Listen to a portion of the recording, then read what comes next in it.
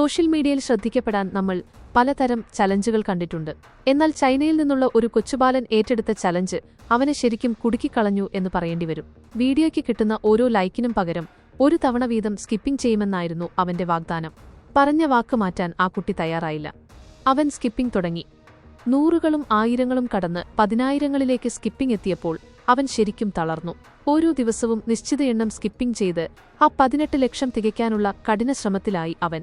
കുട്ടി തളരുന്നത് കണ്ടതോടെ വീട്ടുകാരും പരിഭ്രാന്തരായി. സോഷ്യൽ മീഡിയയിൽ അവനെ പിന്തുണച്ചും ഉപദേശിച്ചും ആളുകളെത്തി. ആരോഗ്യത്തിന് ദോഷകരമാകുന്ന രീതിയിൽ ഇത് തുടരരുതെന്ന് പലരും അഭിപ്രായപ്പെട്ടു.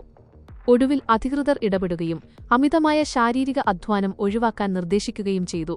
ഒറ്റ രാത്രി കൊണ്ട് അവൻ ഒരു സെലിബ്രിറ്റിയായി മാറി. എങ്കിലും സോഷ്യൽ മീഡിയയിലെ വാഗ്ദാനങ്ങൾ എത്രത്തോളം ഗൗരവകരമാണെന്ന് ഈ കൊച്ചുബാലൻ ലോകത്തിന് കാണിച്ചുകൊടുത്തു. 18 ലക്ഷം ലൈക്കുകൾ എന്നത് അവന് ഒരു വലിയ പാഠം കൂടിയായിരുന്നു.